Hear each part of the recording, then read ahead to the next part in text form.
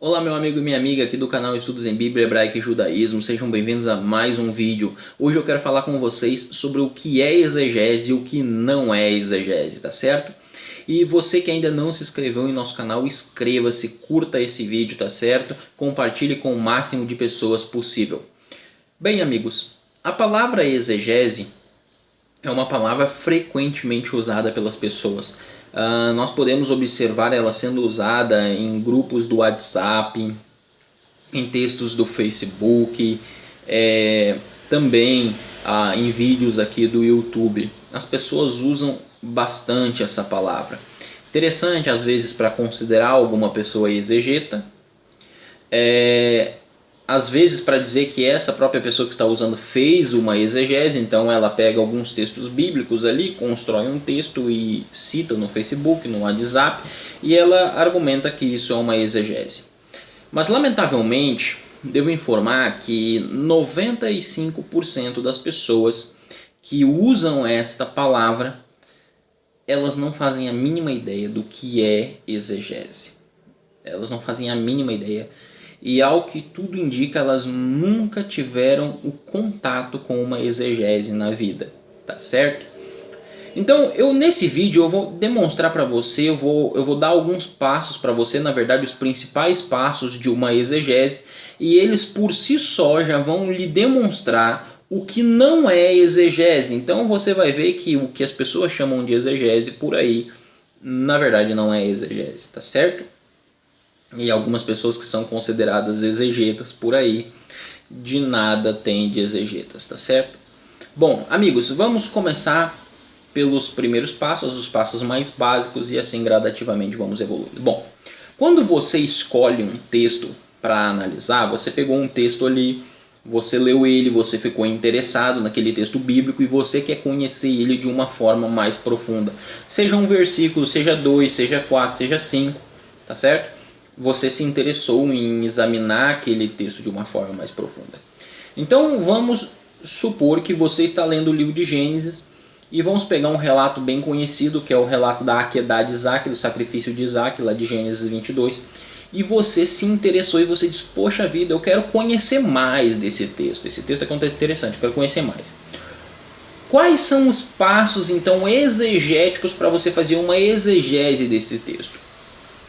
Primeiro passo, você precisa compreender quem é o autor do livro. Qual é o autor do livro? É Moisés? Beleza, compreendeu quem é o autor do livro. Qual a língua em que o livro foi escrito? Logicamente. Em qual período que o livro foi escrito? Qual o propósito teológico, histórico-teológico do livro? Todos esses pontos são importantes, porque lembre-se, a Akedah de Isaac ela está inserida dentro desse livro. O sacrifício de Isaac está inserido dentro desse livro. Então você precisa entender o todo para partir para o menor. Então você vai entender qual o contexto histórico-teológico desse livro. Depois você vai entender como esse livro está dividido. Por exemplo, o livro de Gênesis está dividido basicamente em duas partes. Capítulo de 1 a 11, história primeva, e capítulo de 12 a 50, que é as narrativas patriarcais, ok? São as chamadas narrativas patriarcais, que por sua vez estão distribuídas em 3 ciclos, ok? É só você assistir um vídeo que eu já fiz anteriormente, que está aqui no canal, que é um vídeo sobre as estruturas literárias de Gênesis, e lá eu explico isso, ok? Então, você entendeu essas questões. A partir do momento que você entendeu essas questões, você vai agora para o contexto intermediário. Qual é o contexto intermediário? O ciclo de Abraão, ou seja, a narrativa maior de Abraão, porque Isaac é filho de Abraão e ele está inserido dentro dessa narrativa. Então você entende esse ciclo, como que esse ciclo funciona. A partir daí, você vai então agora para o seu contexto mais específico, seu contexto específico, que seria a Akedah de Isaac. Para você entrar nesse contexto específico, você precisa delimitar aquilo que nós chamamos de perícope. Ou seja, quando você delimita perícope, você determina onde começa o texto e onde termina o texto. ou seja, aonde começa o contexto e aonde termina o contexto das passagens que você quer analisar. Por exemplo, ali na Akedah de Isaac começa no verso 1 e termina, se não me falha a memória, no verso 19, ok? Você tem que pegar esses versos e delimitar, tanto pela sintaxe da língua hebraica, quanto pelo próprio contexto. Ou seja, por exemplo, quando muda de lugar, vai para um outro lugar, então começa um outro cenário, você tem um outro cenário, e assim por diante. Então, veja, esses são os primeiros passos. Você delimitou, bom, é esse o texto começa aqui, o texto termina aqui. Qual o próximo passo? É você traduzir o texto. Você traduzir. Você vai pegar o texto em hebraico e você vai fazer uma tradução desse texto do hebraico, procurando fazer uma tradução o mais fidedigna possível ao texto hebraico, ok? Mesmo que em alguns momentos vai parecer não fazer muito sentido algumas traduções, mas você vai fazer. Depois que você faz essa tradução, você vai fazer a chamada segmentação, ok? A segmentação. A segmentação você faz ela da forma que está aí na tela, tá certo? Você vai separar o texto, então você tem um A, um B, um C. Quando você segmenta todo o texto, você vai conseguir ter uma compreensão do texto, ok? Você vai ter uma compreensão do texto muito melhor. Qualquer trabalho acadêmico que se preze faz uma segmentação do texto e trabalha com o texto de forma segmentada, ou seja, analisando sentenças. E para você fazer segmentação, você precisa ter um bom domínio da língua hebraica, da maçorá hebraica, dos sinais maçoréticos, dos sinais vocálicos, para você conseguir analisar o texto e segmentar ele de forma correta. Segmentar o texto não é só sair separando o texto e de forma arbitrária, ok? Antes desses passos ou depois desse passo está a análise de crítica textual, ok? Alguns fazem análise de crítica textual antes de fazer a tradução, outros fazem depois. Eu prefiro fazer depois, porque eu vejo como está na sintaxe do hebraico, como o texto se comporta na sintaxe do hebraico, e depois eu faço análise de crítica textual. Então você vai pegar o texto hebraico, você vai pegar o aparato crítico, por exemplo, da Bíblia Hebraica Estudo e Garotência, e ali embaixo você vai ver se existem variantes textuais. Por quê? Porque às vezes o texto hebraico está usando uma palavra e a Septuaginta usa outra. Os textos do Targum, né, em aramaico usam outra. O Pentateuco samaritano usa outra. Ou seja, você teria uma divergência textual. E aí? E agora? Vamos dizer, por exemplo, que o texto esteja usando falaram. Tá? E o texto da Septuaginta está dizendo assim, por exemplo, o texto em hebraico estaria dizendo assim, e falaram. E você vai ler na Septuaginta e diz assim, e dançaram. Aí você vai no Pentateuco samaritano e diz assim, e dançaram. E agora? O que você faz? Aí você precisa reunir os manuscritos, os materiais antigos em aramaico, em grego, o Pentateuco samaritano, se tiver material da Geniza do Cairo, enfim, você vai reunir e você vai fazer uma reconstrução textual para você decidir se na sua exegese você vai seguir a leitura e falaram ou e dançaram, porque essas duas leituras são leituras diferentes e elas vão afetar na compreensão do texto. Então isso precisa ser feito, ok? É claro que existem variantes textuais que são irrelevantes e por isso algumas exegeses não apresentam questão de variante textual, porque algumas são irrelevantes e não modificam em nada, ok? Então elas existem e precisa ser feita essa análise, tá certo? Depois que você faz a tradução, segmentação, análise de crítica textual, você precisa também entender qual o gênero literário deste texto, ok? Você vai precisar entender qual o gênero literário desse texto, porque quando você entende isso, você vai interpretar o texto levando em conta o gênero literário. Por exemplo, uma narrativa existem artifícios literários numa narrativa que precisam ser levados em conta para ela ser interpretada. Se é uma poesia, existe uma forma diferente de se interpretar. E tipo, você tem, por exemplo, na poesia, você tem poesia sinonímia, você tem quiasmo, enfim, você tem paralelismo de contraste, paralelismo sinonímio. Você vai ter diversas poesias e paralelismos, rimas na poesia diferentes, tá certo? E você precisa conhecer muito bem como que a poesia hebraica é construída para você poder fazer a interpretação então dessa poesia, se ela é uma poesia de contraste ou se existe uma progressão dentro da poesia. Enfim, você precisa fazer essa análise. Então você entende o gênero literário e aí você vai fazer a análise baseado no gênero literário. Então você vai começar também poder fazer uma análise mais criteriosa daquilo que você está fazendo. Depois desse ponto, você pode ir para aquilo que nós chamamos de análise morfológica. Na análise morfológica, você vai pegar o texto hebraico e você vai descrever palavra por palavra que está no texto hebraico em um quadro. Se é artigo, se é adjetivo, se é advérbio, se é substantivo, se é plural, se é dual, enfim, você vai fazer isso palavra por palavra. E meu amigo, creia, isso dá muito trabalho, muito trabalho. Para mim é uma das partes mais cansativas da exegese.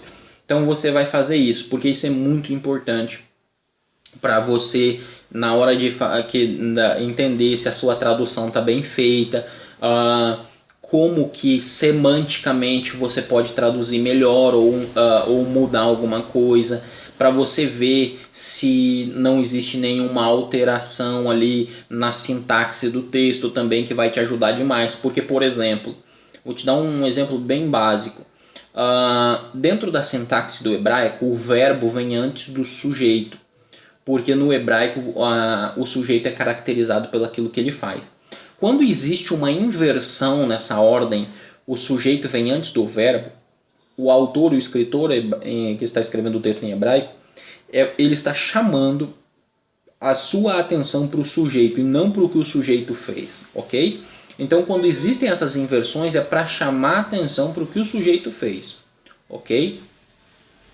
Bom, feito isso, você vai para a chamada análise lexicossemântica, tá certo? Essa análise lexicossemântica, ela é muito confundida pelas pessoas por polissemia, tá certo? As pessoas acham que uma palavra ter significados diferentes é ela ser polissêmica. Polissemia não é isso. Então, uma análise lexicossemântica, ela vai levar em conta o campo semântico de uma palavra. Então, por exemplo, você está analisando lá a Akedah de Isaac e aparece a palavra dabar, falar em hebraico. Você vai analisar primeiramente no livro de Gênesis quantas vezes essa palavra aparece. Então, por exemplo, se ela está no tronco kal, né, você vai analisar quantas vezes ela aparece no tronco kal. Você vai analisar quantas vezes ela aparece no livro de Gênesis, depois você vai ver no tronco kal e como Moisés usa ela no tronco kal. E se em alguma dessas ocasiões que ela aparece no tronco kal, ela aparece com a mesma construção gramatical que o verso que você está examinando, porque isso é muito importante para você determinar como aquela palavra está sendo usada por Moisés naquele texto ali. Depois você pode analisar o Pentateuco como um todo, se você acredita que o Pentateuco foi escrito por Moisés, logicamente. E para você ver como que Moisés usa essa palavra ali. E isso é importante, aqui vale um adendo, que é o seguinte. Você pegou a palavra dabar em Moisés e você já vai lá para Malaquias pegar o que Malaquias escreveu sobre dabar. Não, mas a palavra dabar aparece assim em Malaquias, né? Tem muito um argumento que o pessoal usa por aí. Essa palavra aparece tantas vezes na Bíblia e porque ela não aparece nesse sentido, então é assim. Amigo, esse é um argumento falacioso. Qualquer exegeta sabe que isso é uma falácia. Por quê? Porque Moisés, quando nós estudamos linguística, nós temos um estudo sincrônico e um estudo diacrônico. O estudo diacrônico ele leva em conta o desenvolvimento da língua. Então, o uso que Moisés faz da palavra dabar não é necessariamente o mesmo uso que Malaquias faz da palavra dabar ou que Zacarias faz da palavra dabar, porque existe um elo de tempo que separa ambos e que a palavra pode ter ganhado um sentido diferente. É bem verdade que às vezes você vai encontrar com o mesmo significado, mas às vezes não. Entendeu? Então isso é muito comum e por isso você dá prioridade para como o escritor que você está analisando, por exemplo, se é o livro de Gênesis e você acredita que foi Moisés, como Moisés usa essa palavra dentro do livro de Gênesis. E por extensão, se você quiser e deve, nos 5 livros do Pentateuco, que é como ele usa. É claro que a forma como outros escritores bíblicos usam também é importante, mas não como Moisés usa, pela questão no estudo diacrônico da língua. A palavra pode ter um significado em alguns momentos diferentes. Então aí você vai fazer a análise do campo semântico dessa palavra, você vai colocar ali as significâncias dessa palavra, como ela é traduzida, como ela é vertida. Nesse sentido, você também pode fazer a análise nas línguas cognatas, que é muito importante, como o garítico, acadiano, moabita, amonita, iblaíta, egípcio. Por exemplo, você tem palavras no livro de Gênesis que tem de origem egípcia, por exemplo, a palavra miraheft, já em Gênesis logo 1 verso 2, pairava, possivelmente tem uma origem egípcia, mas ela tem ali as suas similaridades com o garítico. Porque quando você analisa essas línguas, com o árabe também, quando você analisa essas línguas, você vai perceber o pano de fundo, né, a concepção, a ideia que essa palavra traz. E isso em muito vai te ajudar na tua exegese para ampliar e você também ver se às vezes Moisés tomou, ou o escritor bíblico de outro texto que você esteja examinando, ele tomou essa palavra de algum idioma cognato, ou até mesmo se essa palavra ali elas são parentes e tudo mais, ok? Então isso é um passo muito importante. Depois que você faz isso, aí você vai para a análise teológica do texto. Então, depois que você fez todos esses passos, você vai tentar então entender o que o escritor bíblico queria com tudo isso. Um passo também que é comumente, na verdade 2 passos que são comumente usados e são indispensáveis, é a intertextualidade, ou seja, como esse texto bíblico ele aparece, como esse texto bíblico ou esses versos bíblicos que você está interpretando, eles aparecem em outras partes da Bíblia, ok? E para você ver como eles aparecem em outras partes da Bíblia, você tem que ter um paralelismo temático, ou seja, o outro escritor bíblico precisa estar falando do mesmo assunto. Você precisa ter paralelos linguísticos, ou seja, vínculos linguísticos, palavras que se repetem, porque essas coisas vão evidenciarem se o outro escritor bíblico está falando do mesmo assunto ou não, ok?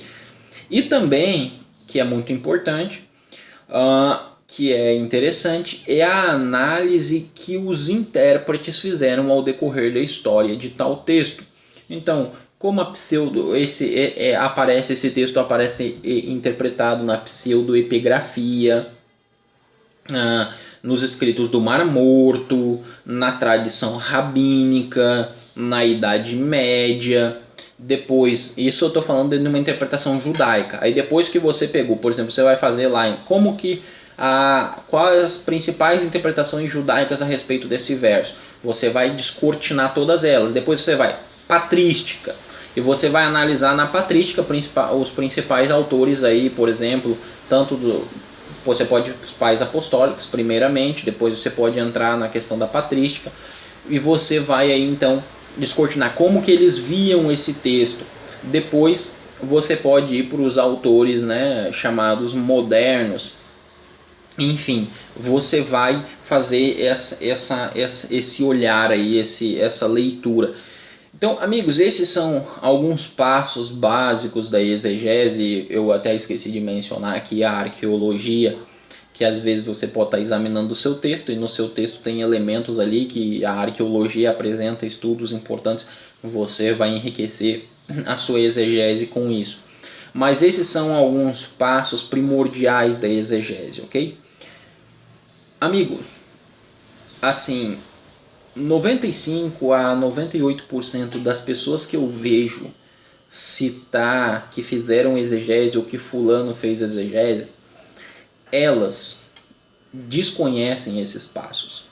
Os textos que elas apresentam, não, quando muito, apresentam no máximo 1 ou 2 passos de todos esses passos que eu apresentei para você. Só que o que eu apresentei para você é exegese. Isso é uma exegese. Então uma exegese não é a pessoa pegar um verso bíblico, pegar um dicionário ou outro de hebraico ou de grego, citar uma palavra num dicionário ou no outro e achar que fez uma exegese. Isso não é exegese. Entendeu? Inclusive, aquilo que alguns fazem nessa questão de palavras, de raízes de palavras, é aquilo que Osborne fala em sua espiral hermenêutica, a chamada falácia da raiz, né? E eu até recomendo você ler, embora eu não concorde com algumas coisas que estão lá. O D.A. Carson escreveu um livro sobre os perigos da interpretação, foi publicado pela editora Vida Nova, onde ele fala sobre algumas falácias exegéticas, algumas falácias que as pessoas fazem em torno quando elas fazem interpretação bíblica, tá certo? Então, esse é um vídeo básico com algumas dicas para você do que é exegese. Eu espero e creio piamente que você, como um estudioso da Bíblia que quer aprender, vai buscar fazer a exegese da forma correta e não vai sair por aí dizendo que qualquer pessoa é um exegeta, que qualquer pessoa que citou o hebraico ou o grego é um exegeta, porque não é assim que funciona, tá certo? Como diria na minha terra, o buraco é muito mais embaixo, tá certo? Então, Lehitraot, até a próxima.